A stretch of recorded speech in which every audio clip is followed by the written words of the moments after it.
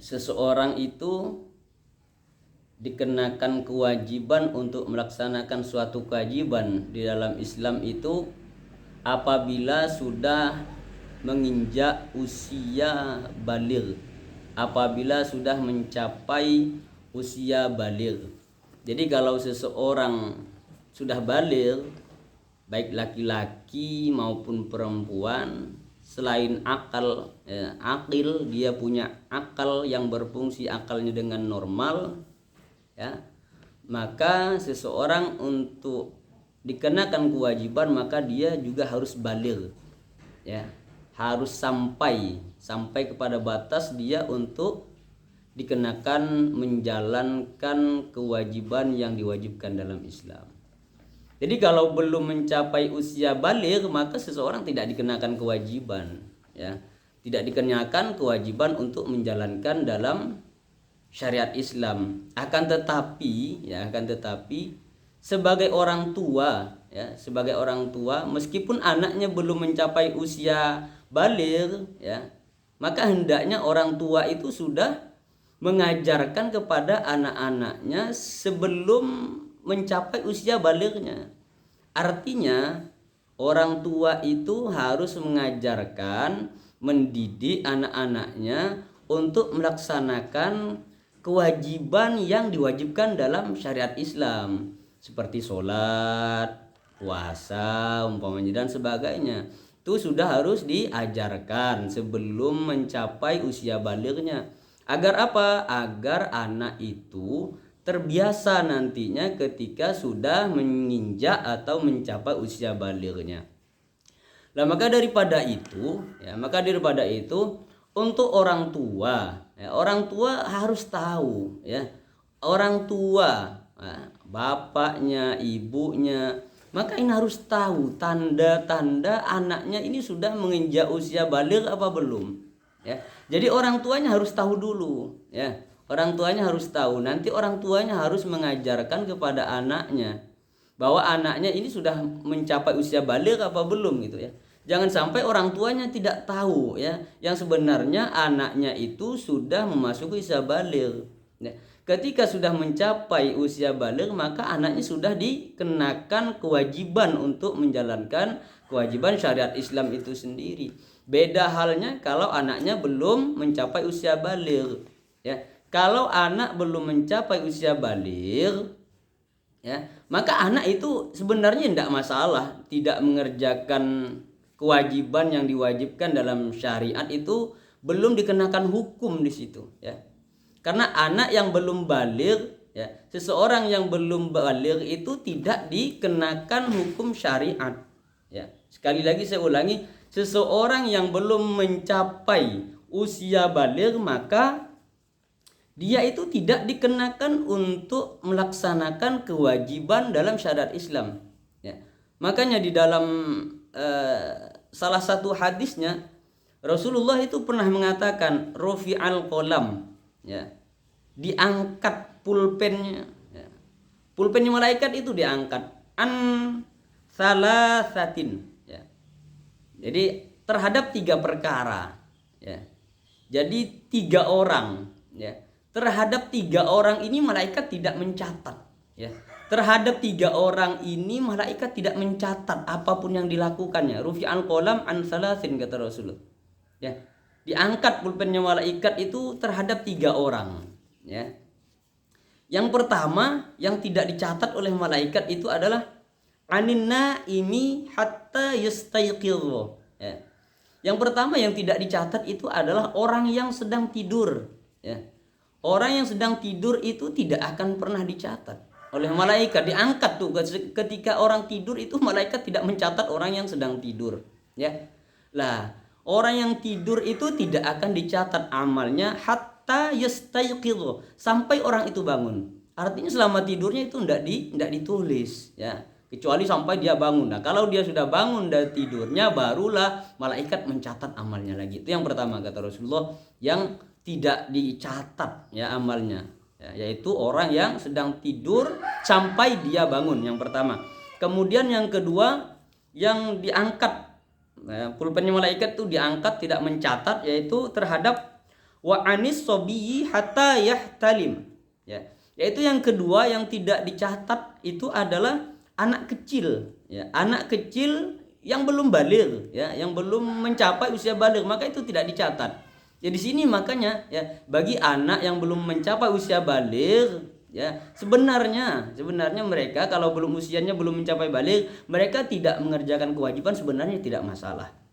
Ya mereka tidak dicatat di situ, ya. Akan tetapi kita selaku orang tua, ya ibu-ibu, bapak-bapak selaku orang tuanya, ya tidak masalah dan bahkan sangat dianjurkan untuk mengajarkan anaknya mengerjakan hal-hal yang memang diwajibkan dalam Islam seperti sholat, puasa dan sebagainya, diajarkanlah, ya diajarkan ya untuk mengerjakan kewajiban itu meski usia mereka belum mencapai baligh. Agar apa? Agar nantinya ketika mereka mencapai usia balighnya, mereka sudah terbiasa untuk mengerjakan hal-hal itu semua, ya. Agar mereka terbiasa untuk mengerjakan sholat, ya dan sebagainya. Kenapa? Karena sudah terbiasa dari mereka sebelum baligh, ya.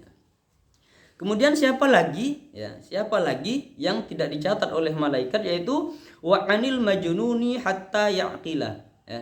Yang tidak dicatat yaitu yang ketiga adalah orang yang gila. Nah, jadi orang gila itu amalnya tidak bakal dicatat. Loh, gimana mau nyatat amal orang? Oh ya orang gila kok. Ya. Jadi pulpennya malaikat itu diangkat. Ya, artinya malaikat itu tidak mencatat ya terhadap orang yang gila. Ya, hatta yaqila, sampai dia sadar, sampai dia tidak gila, sampai dia sembuh dari gilanya. Setelah dia sembuh dari kegilaannya, maka baru berlaku ya untuk dicatat amal perbuatannya. Jadi sekali lagi bahwa pulpennya malaikat itu diangkat terhadap 3 orang. Yang pertama adalah orang yang tidur sampai dia bangun. Yang pertama. Kemudian yang kedua ialah anak kecil ya sampai dia menginjak usia baligh ya. Kemudian yang tidak pulpennya malaikat diangkat itu yaitu yang ketiga ialah bagi orang yang gila sampai dia waras, sampai dia sembuh dari kegilaannya. Jadi kalau dia sudah sembuh dari kegilaannya, dari gilanya itu barulah dicatat kembali. Lah makanya daripada itu selaku orang tua, ya orang tua, para bapak, para ibu hendaknya tahu ya, bapak ibu harus tahu ya tentang tanda-tanda baligh bagi anaknya. Jangan sampai orang tua itu tidak tahu ini anaknya udah baligh apa belum, kok tidak tahu ya. Makanya orang tua harus tahu ya agar nanti oh ini anak saya udah baligh, berarti seketika itu anaknya sudah dikenakan untuk menjalankan kewajiban-kewajiban yang diwajibkan di dalam Islam. Beda kalau anaknya sebelum baligh tadi ya tidak dikenakan kewajiban, artinya ya, meskipun dia tidak mengerjakan sholat dan sebagainya ya itu tidak berdosa mereka. Tapi sekali lagi saya ulangi, orang tua hendaknya mendidik mereka, mengajar mereka untuk menjalankan kewajiban-kewajiban yang diwajibkan dalam Islam itu sejak mereka sebelum mencapai usia balighnya, agar nanti ketika mereka sudah baligh mereka sudah terbiasa mengerjakan kewajiban tersebut. Lah jadi orang tua harus tahu ya, orang tua itu harus tahu tanda-tanda baligh ya, agar tahu nanti anaknya itu udah baligh apa belum gitu ya.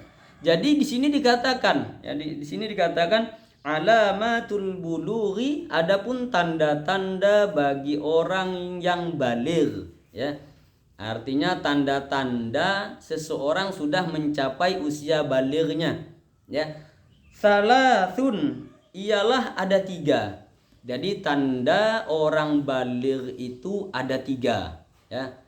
3 hal ini, 3 perkara ini berlaku baik laki-laki maupun perempuan. Hanya saja dari 3 tanda ini untuk laki-laki itu hanya ada 2 tanda saja ya. Jadi bagi laki-laki tandanya dia sudah mencapai usia baligh itu hanya 2 saja. Akan tetapi untuk perempuan ya, untuk perempuan ini tanda balighnya ada 3. Jadi sekali lagi saya ulangi, tanda baligh bagi orang laki-laki itu hanya 2. Sedangkan untuk orang perempuan tanda balighnya itu ada 3.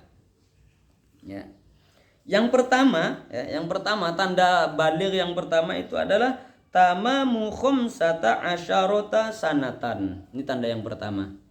Jadi tanda orang baligh yang pertama itu adalah sempurnanya umur 15 tahun. Nah, jadi kalau sudah mencapai usia, ya, umur seseorang itu sudah mencapai 15 tahun, maka orang tersebut sudah dikatakan mencapai usia baligh.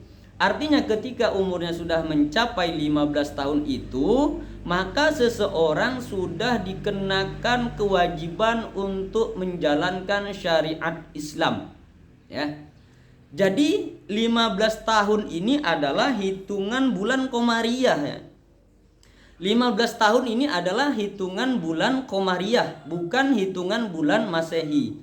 Karena ada perbedaan hari, ya, ada perbedaan hari antara hitungan bulan Komariah dan bulan Hijri, bulan Komariah dan bulan Masehi, ya.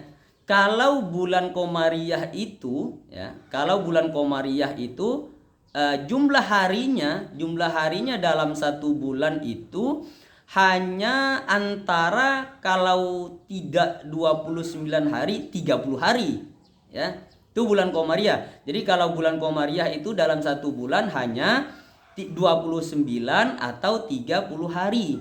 Sedangkan bulan Masehi itu satu bulannya itu terkadang ada yang 30 hari, ya. Ada kalanya dia 31 hari. Dan ada kalanya juga 28 hari di bulan Februari. Nah, atau 29 hari, ya, khusus di bulan Februari. Makanya di sini terjadi perbedaan jumlah hari dalam satu tahun antara bulan Komariah dan bulan Masehi, ya. Jadi jumlah harinya itu antara Komariah dan bulan Masehi, ya. Komariah itu kan dari Muharram, Safar dan seterusnya.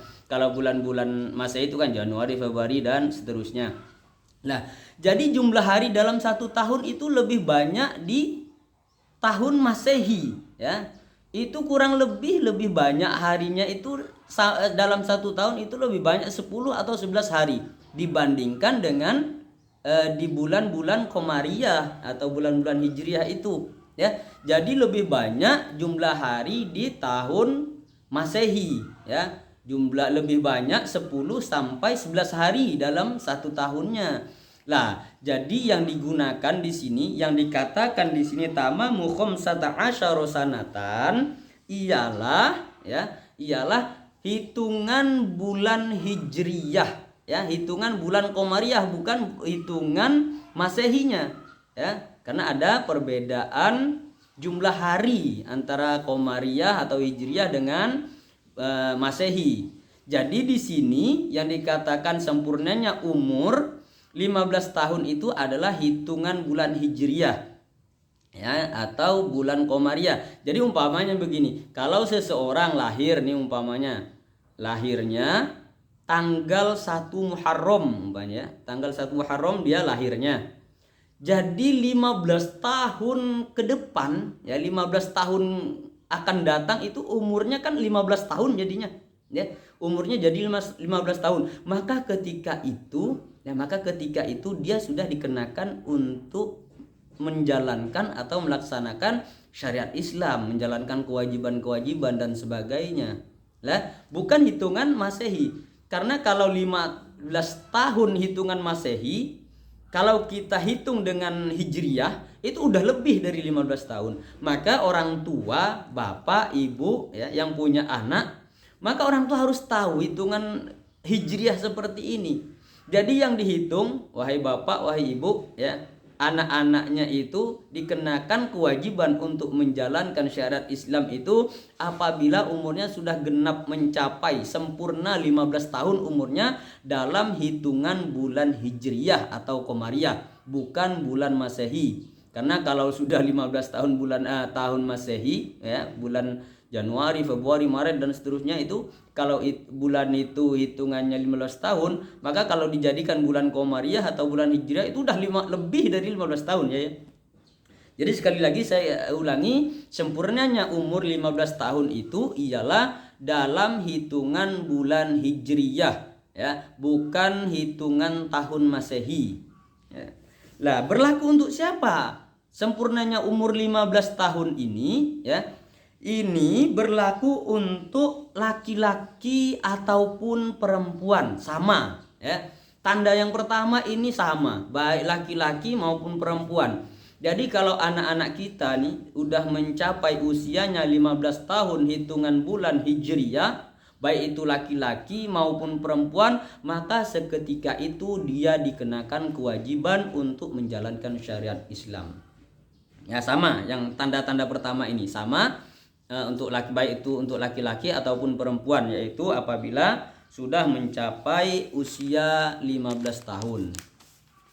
Kemudian yang kedua, ya, tanda baligh yang kedua itu adalah wahtilam, ya.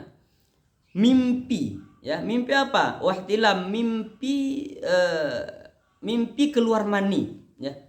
Bahasa kita itu yang sering disebut mimpi basah, ya.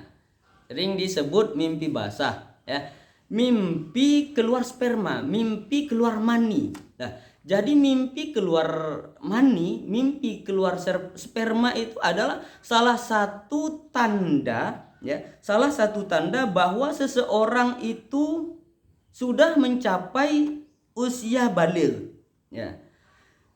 Umur bagi seseorang, kalau yang pertama tadi adalah sempurnanya umur 15 tahun, baik itu laki-laki maupun perempuan, sedangkan tanda yang kedua itu adalah, ya, apabila seseorang sudah pernah mimpi basah, bahasa yang sering digunakan, ya. Di sini dikatakan wahtilami, mimpi, ya, keluar mani, ya, mimpi keluar sperma.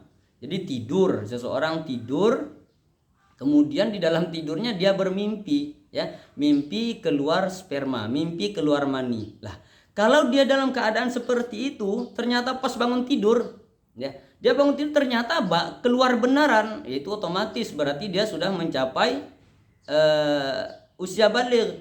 Nah, jadi dia mimpi keluar mani itu baik keluar ataupun tidak, ya, baik keluar ataupun tidak itu sama halnya, ya, itu sama saja. Ketika seseorang sudah bermimpi keluar mani, baik itu keluar benaran atau tidak, itu sama saja. Artinya sama-sama bahwa orang tersebut sudah menginjak atau memasuki usia balighnya. Artinya ketika itu juga dia sudah dikenakan untuk menjalankan syariat Islam, menjalankan kewajiban-kewajiban dan sebagainya, ya. Nah, ini berlaku untuk siapa? Ini adalah, ya, mimpi basah ini atau mimpi keluar mani ini, yaitu berlaku untuk laki-laki ataupun perempuan, ya. Jadi mimpi keluar mani atau mimpi basah ini berlaku untuk laki-laki ataupun perempuan. Lah, kapan itu? Ya, kapan itu? Yaitu litis isinin, ya. Apabila, ya, anak-anak itu sudah menginjak usia 9 tahun. Jadi kalau anak-anak kita sudah menginjak usianya 9 tahun, ya. Litis isinin, ya. Apabila anak-anak kita sudah mencapai usia 9 tahun. Ya, sekali lagi, usia 9 tahun ini, ya, usia 9 tahun ini adalah hitungan bulan Qamariyah, ya, hitungan bulan Hijriyah, bukan Masehi. Sekali lagi, ya, sama. Yang pertama tadi sempurnanya umur 15 tahun juga hitungan bulan Hijriyah atau Qamariyah. Yang kedua ini adalah mimpi basah bagi laki-laki ataupun perempuan yang sudah mencapai umur atau usia 9 tahun. Ya, jadi kalau anak-anak kita sudah mencapai usia 9 tahun dalam hitungan Hijriah, kemudian dia mimpi basah, ya, kemudian dia mimpi keluar mani, ya, setelah bangun dia keluar atau tidak maninya itu sama saja. Itu artinya menunjukkan bahwa anak kita itu sudah memasuki usia baligh. Artinya dia sudah dikenakan untuk menjalankan syariat Islam. Itu yang kedua. Kemudian yang ketiga, ya, tanda baligh itu adalah wal haidu, ya. Tanda baligh yang ketiga itu adalah haid atau menstruasi. Nah, jadi khusus yang nomor 3 ini, tanda baligh yang ketiga ini adalah fil untha, hanya untuk perempuan saja. Ya, jadi makanya tadi di awal saya katakan bahwa tanda baligh itu ada 3, akan tetapi untuk laki-laki hanya 2 saja. Sedangkan untuk wanita atau perempuan itu tanda balighnya itu ada 3. Yang pertama nomor 1 dan nomor 2 tadi itu adalah berlaku untuk laki-laki dan berlaku juga untuk perempuan.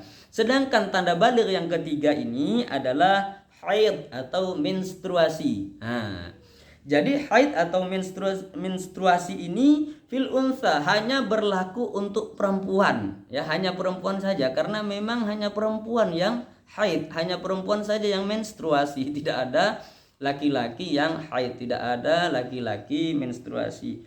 Lah, jadi haid ini fil unsa untuk perempuan litis'i sinina, apabila perempuan tersebut sudah mencapai umur 9 tahun. Nah, jadi kalau seorang perempuan, anak perempuan, ya, anak perempuan sudah mencapai usia 9 tahun, kemudian dia haid, ya, kemudian dia haid. Lah, itu artinya memang dia benar-benar haid, dan itu menunjukkan bahwa dia itu sudah memasuki mencapai usia balighnya. Maka ketika itu dia dikenakan kewajiban untuk melaksanakan syarat Islam, ya. Seketika itu juga, ya, kalau sudah mencapai usia 9 tahun. Kan ada biasanya tuh perempuan yang kelas 3, anak-anak perempuan kelas 3 atau kelas 4 SD itu sudah haid atau sudah menstruasi, itu sudah ada, ya. Jadi seperti itu. Jadi saya ulangi lagi. Saya ulangi bahwa tanda-tanda baligh itu ada 3, ya. 3 tanda ini berlaku untuk perempuan, sedangkan 2 tanda untuk laki-laki. Jadi untuk laki-laki tanda balighnya itu hanya ada 2, sedangkan bagi perempuan tanda balighnya itu ada 3. Adapun tanda baligh yang pertama itu adalah sempurnanya umur 15 tahun, ya, baik itu laki-laki ataupun perempuan. Kemudian tanda yang kedua, tanda-tanda baligh itu ialah mimpi keluar mani atau mimpi basah, ya, baik itu bagi laki-laki ataupun perempuan, ya, apabila sudah mencapai umur 9 tahun. Kemudian tanda yang ketiga itu adalah, ya, tanda baligh yang ketiga adalah haid atau menstruasi bagi perempuan apabila sudah mencapai usia 9 tahun.